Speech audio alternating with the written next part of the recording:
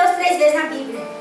Não é conhecido como o pai da fé. Ele anda tanto com Deus que Deus toma ele para si. Ele é trasladado ao céu para ele não ver a morte. Mas Abraão, Deus fala, não, você é meu amigo, você pode ficar aí na terra que eu sei que você não vai se contaminar. Quem sabe Enoque, se ficasse mais um pouquinho, se contaminar com essa terra. Mas Abraão, Deus diz para ele, não pode peregrinar. Ele não peregrinou 1 mês, 2 meses. Ele peregrinou anos, décadas, esperando encontrar a terra que Deus havia lhe prometido. Caminhou debaixo de uma promessa que ele seria pai de nações. Eu não sei, mas se eu não me engano, eu acho que Abraão não conheceu nem o neto dele, né? Acho que ele não chegou a conhecer um neto. Mas a Bíblia diz lá em Hebreus, irmãos, que ele morreu sem ver a promessa. Eu acho que tem ali depois de Hebreus, nós vamos ler coisa tremenda o que Deus fala para Abraão. Deus está procurando mais do que servos, Deus está procurando amigos. Deus está procurando pessoas que acreditem no que Ele fala, no que Ele promete. Deus está procurando pessoas que não andam por vista, mas que andam por fé. Deus está procurando pessoas que abrem mão da sua casa, da casa do seu pai, do conforto, da sua terra, dos seus costumes, da sua parentela, para andar debaixo de uma promessa, na dependência de Deus. Brenda, pode passar para o outro slide. É o último, né, Brenda?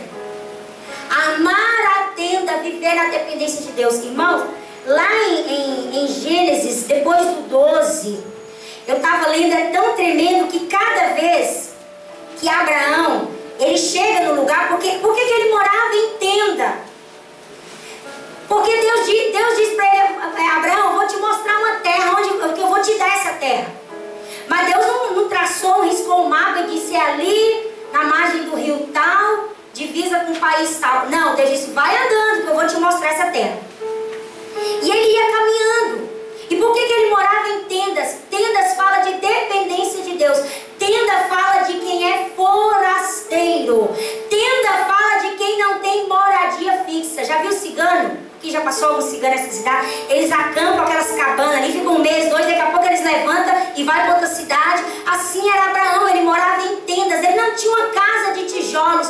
Por que Deus não permitiu Abraão fazer uma casa de tijolos? Porque ele saiu da casa do pai dele. A terra onde ele morava era uma terra fixa, era uma casa, um lugar de segurança. Deus estava dizendo a Abraão, eu não quero que você viva na dependência das coisas da terra, eu quero que você viva na minha dependência. Arme uma tenda, Abraão, e fique ali só até o dia que eu disser para você, Abraão, enrola a tenda, tira as estacas que nós vamos caminhar mais um pouco. Era a mesma coisa que aconteceu com o povo no deserto. Deus não permitiu eles construir um templo, um tabernáculo fixo de tijolo, mas era uma tenda, porque eles eram forasteiros no deserto. Assim também é com a minha e com a tua vida. Aqui não é a nossa pátria, aqui não é a nossa casa. Nós estamos esperando uma pátria celestial. Nós estamos caminhando para uma cidade aonde o arquiteto, o artífice e o fundamento é o próprio Deus. A casa onde eu vou morar foi feita pelas mãos de Deus. Então essa minha casa que eu tenho, minha casa, minha vida, eu posso usar para o crescimento do reino de Deus. Ela não é minha, ela é do reino de Deus, porque a minha casa de verdade está lá no céu. A fixa, a verdadeira está lá no céu. Armar a tenda e viver na dependência de Deus. Edificar um altar é dizer e demonstrar que não consegue mais viver sem Ele.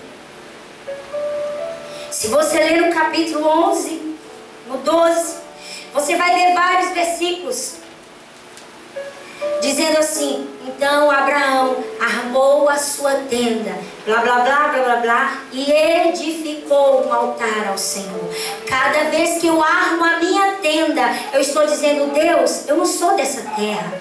Deus, eu estou aqui de passagem. Tudo que está debaixo da minha tenda, meus filhos, meu esposo, meu carro, meus móveis, não são meus. Eu estou na sua dependência. O dia que o Senhor mandar eu abrir mão e zarpar daqui para outra cidade, eis-me aqui, Senhor, envie-me a mim. Quando ele armava uma tenda, ele está dizendo: Deus, eu estou aqui só até o Senhor disser que é a hora. A hora que o Senhor disser que é para levantar acampamento, eu estou levantando. Eu estou na sua direção. Eu não ando na minha visão, eu ando na tua visão.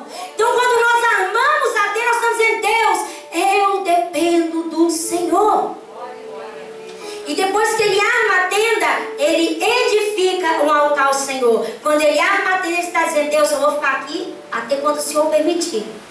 Só vou fazer isso até o Senhor dizer que sim. Meu tempo aqui está contado pelas suas mãos. A hora que o Senhor quiser cortar o tijolinho, aí eu vou para casa fixa. E quando ele edifica um altar, ele está dizendo: eu não consigo mais viver sem ele. Isso é tão forte, irmãos. Arme a sua tenda. Tem um lugar para você morar. Tem um lugar para você encostar a sua cabeça, receber seus irmãos, dormir, se abrigar na hora do frio, na hora do calor. Mas depois que você armar a tenda, edifique um altar. Diga: Deus, eu tenho uma tenda para me esconder, mas eu não consigo mais viver sem a tua presença. Quando Abraão edifica um altar, ele está dizendo: Deus, eu estou te chamando. Sabe o que é edificar um altar? É que eu vou sacrificar alguma coisa em cima daquele altar.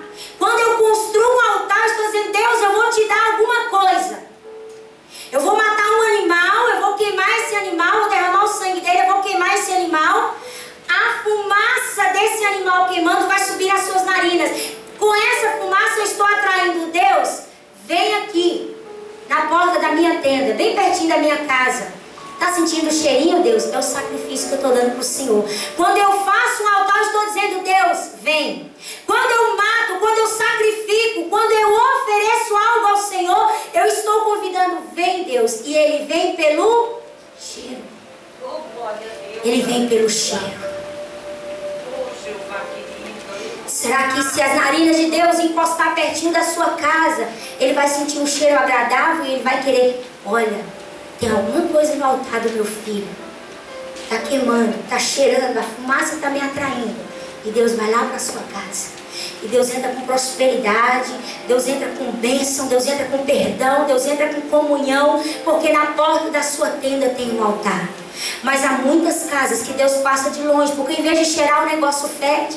Ah, seu filho de uma, seu vagabundo, você não presta, não vai dar em nada, só serve para me dar trabalho. E esse meu marido lazarento só sabe sujar essas roupas tudo de graxa.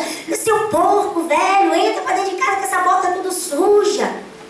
Dá a volta, não sente no sofá. Misericórdia, tem homem que compra um sofá tão bonito, a mulher plastifica o sofá, ou fala para o marido, eu já vi isso quando o marido é mecânico: ponha uma toalha para você sentar aí, para não estragar o meu sofá. Um dia o seu marido vai morrer, o sofá vai ficar, o cupim vai comer, o anticristo vai levar. Valorize as pessoas, valorize as coisas só no que elas podem. As coisas para ser usadas, as pessoas é que é para serem valorizadas. Arme a sua tenda, mas edifique um altar ao Senhor para você chamar a Deus. Sabe quando você quer chamar alguém pelo cheiro, você não faz aquela comida gostosa? E tem crente que parece que vai na casa de pelo cheiro, né? Aqui não, irmãos, mas em Ivaiporã, todo sábado tinha um irmão que ia na nossa casa. E ele falava assim: eu vim pelo cheiro. Ele morava pertinho da casa dele. Eu falava: tem biscoitinho frito aí? Tem pãozinho de queijo, que também era mineiro. Graças a Deus, sempre que ele ia, tinha um quitudezinho mineiro para ele comer. Então tem pessoas que você quer atrair, você faz aquela fumaça, aquele aroma gostoso. Quer ter Deus sempre na porta da sua tenda. Sabe como é que Deus falava com Abraão? Ele ia para o monte fazer uma campanha de 30 noites. Podia estar chovendo pedra de granizo, que Abraão... Não! Sabe o que Abraão fazia? Muitas vezes Deus falava com ele, Abraão simplesmente saía na porta da tenda. E Deus já estava ali e falava com ele, porque eles eram amigos. Deus vivia na casa de Abraão. Abraão vivia recebendo a visita de Deus, porque tinha sempre um altar erguido ali pertinho da tenda. Então às vezes tem um episódio que fala que quando o dia ficou aquecido, Abraão sai para... Irmão, se hora você sair para a porta da rua, meio-dia, o sol rachando, Abraão sai. E se é hora de alguém vir te visitar, Deus vinha. Deus é incoerente, Deus não trabalha com a coerência. Deus não escolhe hora para nos visitar. Deus chega na tenda de Abraão quando o dia já estava bem aquecido. E quando ele sai para fora, Deus fala com ele. Então quando nós falamos de armar uma tenda, é viver a dependência de Deus. Quando nós falamos de edificar um altar, é chamar a atenção de Deus, é atrair a presença de Deus. É dizer: Deus, eu não consigo mais viver sem o Senhor. Deus pede o que você tem para te dar o que você precisa. Chega um dia que Deus pede para Abraão uma coisa que ele tinha, o filho dele, o único filho dele. Deus pede para Abraão. Deus pede para Abraão o que ele tem, para dar para Abraão o que ele precisa. O que Abraão tinha? Um único filho, Isaac. E o que Deus dá para ele quando ele está para matar o seu filho? O que aparece ali por trás, enroscado nos espinhos ali? Um cordeiro. Deus pede o filho para dar para Abraão o cordeiro. Deus pede o que você tem para dar o que você precisa. Deus pede 10% do seu salário para te abençoar nos outros 90%. Deus pede 10% para te dar uma janela aberta no céu para derramar chuva e prosperar a sua terra. Deus só pede o que você tem, é 10% só para repreender o devorador. Deus pede o pouquinho que você tem. É pouquinho, mas Deus pede o pouquinho que você tem para te dar o que você precisa. Para a viúva de Serepta, ele pediu somente um bocado de pão para dar para aquela viúva um sustento durante os anos que durou aquela seca. Aquela viúva tinha farinha e tinha azeite na panela. Deus pede o que você tem para te dar o que você precisa. E às vezes Deus pede tão pouquinho de nós e nós ficamos retendo. Aí nós nunca temos o que precisamos. Aqui entra a parte do Michael. Às vezes Deus perde só 10%, Deus perde só uma oferta. Às vezes Deus coloca no nosso coração, oferte na vida de fulano, abençoe fulano. Deus, mas esse dinheiro era para mim fazer uma progressiva. Se você tivesse dado aquele dinheiro para aquela irmã, quem sabe comprar o leite da criança, Deus ia te dar o que você precisa. Ia chegar outra pessoa, quem sabe você tem uma amiga, aquela cabeleireira, ia dizer, olha, vai lá no meu salão que eu vou te abençoar com a progressiva. E aqui, irmãos, na nossa igreja, eu não vou nem dizer de fora, nós temos vivido isso. Eu tenho sido abençoada por pessoas que eu deveria abençoar essa pessoa. E essa pessoa me abençoar. Com sapato, roupa usada? Não, com dinheiro, cash. Dinheiro. É tão difícil de ter um dinheiro no bolso, ainda mais para dar para outra pessoa. E Deus vai dar muito mais para essa pessoa. Deus vai dar para essa pessoa tudo que essa pessoa precisa. Porque Deus pede um pouco que você tem, porque Ele quer sobejar. Ele quer fazer transbordar, Ele quer dar uma medida recalcada, transbordante, sacudida para você. Não retenha o que Deus já te pediu. Não deixe de compartilhar com outras pessoas o que Deus já te deu. Quanto mais você compartilha, mais o Senhor acrescenta sobre a sua vida. Lembra, Célio? Quanto mais você compartilha, muito mais Deus dá sobre a sua vida. Então, Abraão, Deus pede para ele o filho e Deus dá um cordeiro, porque o cordeiro é o símbolo de Jesus Cristo, Filho de Deus.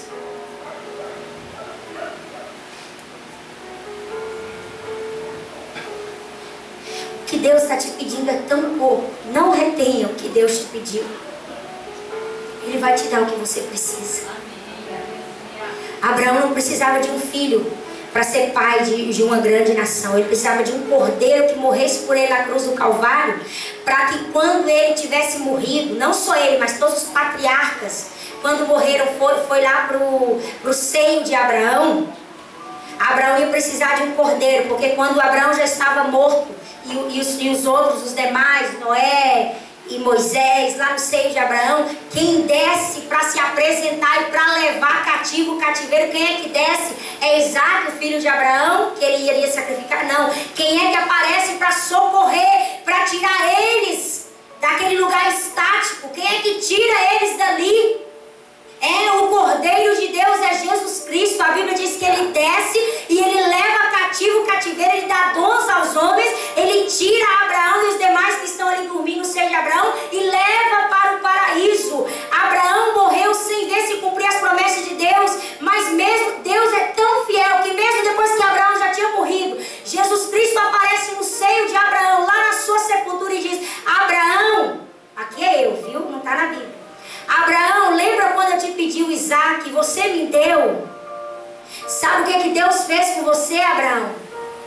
Deus deu eu para você. Eu sou o Cordeiro de Deus. Aquele cordeiro que estava lá engastanhado nos espinhos sou eu. Colocaram uma coroa de espinhos sobre a minha cabeça. Eu fui amarrado, eu fui chicoteado, mas eu sou o Cordeiro de Deus. Você deu o que você tinha e Deus entregou o que você precisava. Você precisava de um cordeiro, eis-me aqui, o cordeiro que tira o pecado do mundo. E agora, Abraão, você e todos que morreram na promessa estão olhando para mim. Eu sou a primícia de Deus e Ele me deu para que você, não só você, mas toda a sua descendência conhecesse o Deus de Israel. Dê o que você tem para que Deus possa liberar para você o que você precisa. Abraão tinha uma terra, tinha uma parentela e uma casa. Ele larga tudo isso. Ele se tornaria uma grande nação e ele seria uma bênção. Mas Deus iria lhe prover uma pátria celestial. Hebreus 11, versículo 16. Quero que você abra lá comigo, Hebreus 11. Oh, meu Deus, como tu és fiel, Senhor. Irmão, como é gostoso esperar um Deus que é fiel, que não mente, que não te engana. Ele pode até te fazer esperar,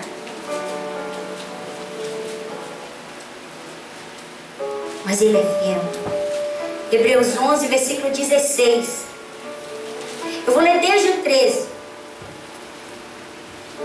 Desde o 13 que diz assim: todos estes, inclusive Abraão, morreram na fé. Olha o que a Bíblia diz: sem terem recebido as promessas, mas vendo-as de longe e crendo nelas e abraçando-as, confessaram que eram estrangeiros e peregrinos na terra. Como é que Deus não ia ser amigo de um cara assim? Ele não viu, mas ele não recebeu, mas ele via de longe, ele acreditava nelas, ele abraçava a promessa de Deus. Por isso que quem sabe Deus está tão solitário e não acha em nós um amigo, porque nós não cremos, nós não recebemos, nós não vemos de longe, nós não cremos e nós sequer abraçamos. Confessaram que eram estrangeiros e peregrinos na terra, porque os que dizem claramente, os que isso dizem, quem diz que é estrangeiro e peregrino na terra, claramente eles demonstram alguma coisa. Demonstram o quê? Que buscam uma pátria. E se na verdade se lembrassem daquela de onde havia saído, teriam oportunidade de retornar. Quem sabe se Abraão se lembrasse onde ele ficava, quem sabe ele poderia retornar e talvez Deus deixaria ele retornar. Mas agora não, depois que ele começa a andar com Deus, ele deseja uma melhor, isso é, ele deseja uma pátria celestial. Ele não quer mais voltar de onde ele saiu. Pelo que também Deus não se envergonha deles, de se chamar seu Deus, porque já lhes preparou uma cidade. Aleluia! Glória a Deus!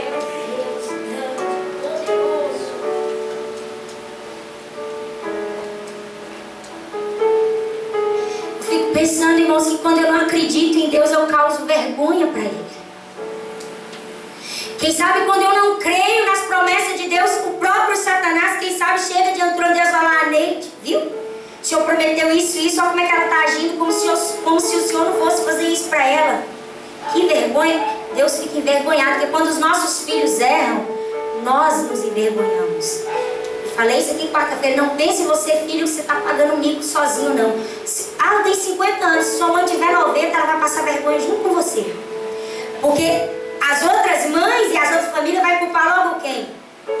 É o pai e a mãe que não ensinou. Não é assim, irmão? Não vou parar de ser hipócrita. Quando algum filho de alguém age, a gente fala: mas fulano, o pai não viu? A mãe não viu? A gente já quer culpar o pai e a mãe. Então o pai e a mãe já passam vergonha para o filho. Então quando Satanás joga isso na cara de Deus, olha lá, está vivendo como se o Senhor estivesse mentindo, não está acreditando nas suas promessas.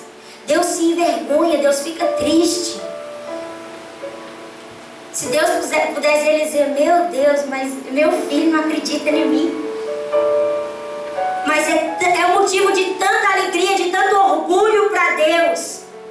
Quando nós acreditamos nas suas promessas, mesmo antes de receber elas, mesmo sem tocar elas, nós abraçamos ela e dizemos: um dia eu vou para uma terra distante, porque Deus me disse que eu iria. Um dia, antes de eu me casar, Deus me disse que eu ia ter um filho chamado Amok. E a minha família toda sabia. Você é louca, Neide. Um dia eu vou ter um filho, ele vai se chamar Amok, e ele vai ser criado numa terra estranha. E um dia eu vou morar num lugar bem distante daqui. E ninguém acreditava. Deus, Ele não se envergonha de se chamar o seu Deus. Quando Deus vê fé no seu coração, Ele tem orgulho de se levantar no trono e dizer: aí ó, tá vendo aquele fulano lá? Tá dizimando, mas não é assalariado. Tá vendo aquele um lá que tá trazendo a moedinha de oferta? Tá trabalhando? Não, a carteira dele nem tá assinada. Sabe ele lá? Eu sou o Deus dele. É o meu nome que ele invoca na terra. É a minha pessoa que ele representa. Aquele cara ali, se é que Deus fala cara, né, André? Eu aprendi com você. Se não fala, o culpado deve ser você e o Mateuzinho. Aquele cara ali acredita em mim. Ele é um Zé Ninguém. Ninguém dá nada por ele, mas ele é meu amigo. Já imaginou? Deus lá no céu falando para os serafins, para os querubins: olha, tá vendo aquela mocinha lá? Tá se guardando para o casamento. Todo mundo fala: mas é feinha, coitada, se guardando que ninguém quer ela. Não, é minha amiga, eu vou dar para ela o melhor dessa terra. Eu vou honrar a fé dela, eu vou honrar a fidelidade dela. Vale a pena guardar o que você tem. Se você guarda, menina, menino, a sua virgindade, dá para Deus o que você tem. E Deus vai te dar o que você precisa. Um marido, uma esposa que te ame, que seja fiel ao Senhor, que te satisfaça em todos os sentidos. Vale a pena confiar nesse Deus. Vale a pena andar debaixo das suas promessas. Grupo de louvor, eu quero convidar vocês já para estarem em pés. E não vou fazer de quando está acabando, já está acabando mesmo, acabou todos os slides.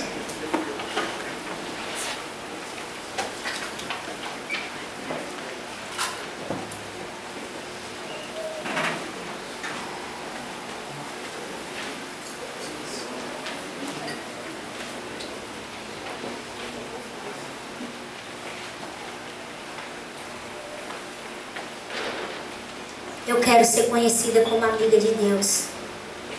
Eu quero que Deus tenha liberdade de me contar os planos que Ele tem. E você sabe, um dos sinais que eu vou... Imanente, como é que eu identifico que eu sou amiga, que eu sou amigo de Deus? Ele te conta as coisas antes dela acontecer, cara. Ele fala com você antes. Você não é pego de surpresa. É por isso que Deus te visita em sonho. É por isso que Deus te fala na visão, na virada do dia. É por isso que Deus te mostra, vê se você está lavando louça, tem aquela impressão de que precisa parar de lavar louça e orar naquele momento, que alguém da sua família precisa de um livramento de Deus. Sabe o que é isso? É Deus colocando em prática a amizade que Ele tem com você. Ele é tão seu amigo que Ele se sente na liberdade de interromper uma tarefa, um lazer seu para dizer: ei filho, eu preciso conversar. E esses dias atrás, num culto muito doido, muito sobrenatural que nós tivemos, eu me lembro que Deus falou uma coisa com o Rodrigo, que eu fiquei: ah, Deus, fala comigo assim também. Eu também queria ouvir o que Deus falou para ele. Deus falou para ele assim: Rodrigo, posso falar, Rodrigo? Eu não quero alguém. Como é que foi, Rodrigo? Como é que precise dele? Eu quero o seu ombro. Deus falou: Rodrigo, eu não quero que você seja uma criança me pedindo, me buscando. Deus faz, Deus isso, Deus aquilo. Eu quero o seu ombro. Eu quero te tratar igual. Eu quero ser seu amigo. Como é que eu sei que eu sou amigo de Deus? Ele aparece na porta da minha tenda, sem marcar a hora. Amigo chega em casa de surpresa, arabaxuriandecai. Amigo não precisa ligar: tô indo aí para tomar um café. Ele chega e diz: eu vim porque eu senti o cheirinho do café. Como é que eu sei que eu sou amigo de Deus?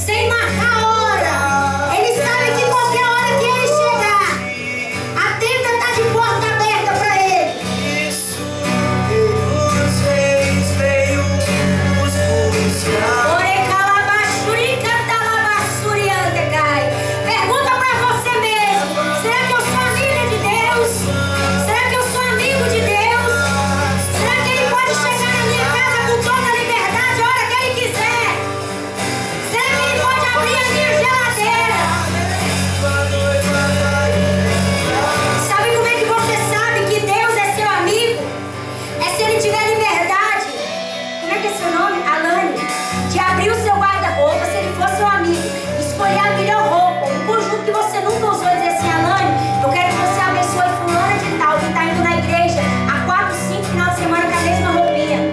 Ele pode fazer isso? Ele pode abrir teu guarda-roupa? Ele pode abrir tua geladeira, Silmar, e dizer assim: pega um pacote de coxa e sobrecoxa e leva pra Cláudia, que ela está com vontade de comer frango, como já aconteceu com a irmã Cida. Como é que eu sei se eu sou amiga de Deus? É quando ele disse pra mim assim: ó, você tem 2 pares de sapato, pega um e dá pra uma índia que está sentada na sua frente. E lá no Espírito Santo eu disse: Deus, mas o meu sapatinho é de cambuça, a índia está acostumada a usar sua chinela havaiana, os dedos dela vai doer. Deus me disse: não me interessa, eu tô mandando você dar o sapatinho de cambuça. Andai, Shurianda, Candalaia. E eu dei o sapatinho de cambuça. Quando eu cheguei na minha casa, Deus tinha preparado 3 pares de sapato pra mim. Ore, calabá, Shurianda, Candalaia. Quer fazer amizade com Deus? Edifica o altar. Põe uma coisa pra queimar em cima. Põe você mesmo pra queimar em cima. Põe seu orgulho, seu egoísmo, sua ambição, seus defeitos, seu ego. Põe pra queimar em cima do altar. E diz: Deus, vem, pode vir pelo cheiro. Pode vir porque tem sacrifício. Ele vem onde tem sacrifício. Ai, manete, seguir a Deus é bom quando tu tá fácil, não. É quando tá difícil. É quando você tem que sacrificar a gasolina. É quando você tem que sacrificar o dinheiro do pão. É quando você tem que sacrificar o dinheiro da progressiva. É sacrifício. Deus vem.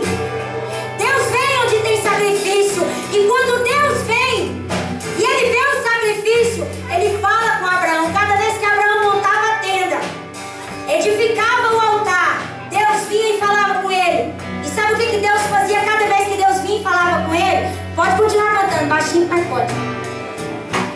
Cada vez que Deus conversava com Abraão, ele não vinha com uma promessa nova, mas era a mesma promessa. Era o mesmo assunto, Silmar, era a mesma conversa. Eu tenho uma terra prometida para você, Abraão. Tu serás pai de uma nação. Era o mesmo assunto, só mudava o jeito de dizer. Tinha dia que Deus falava assim: ó, conta a areia do mar e as estrelas do céu. Assim vai ser a sua descendência. Outro dia Deus vinha e falava assim com a mulher de Abraão: você tá rindo o quê? Você vai ter um filho quando eu voltar daqui um tempo. Você vai ter um filho. Era o mesmo assunto. Amigo com amigo, quando começa a conversar, é o mesmo assunto, só muda o jeito de dizer, mas o assunto é o mesmo. Cada vez que Deus vinha conversar com Abraão, Deus vinha confirmar as promessas que tinha na vida de Abraão.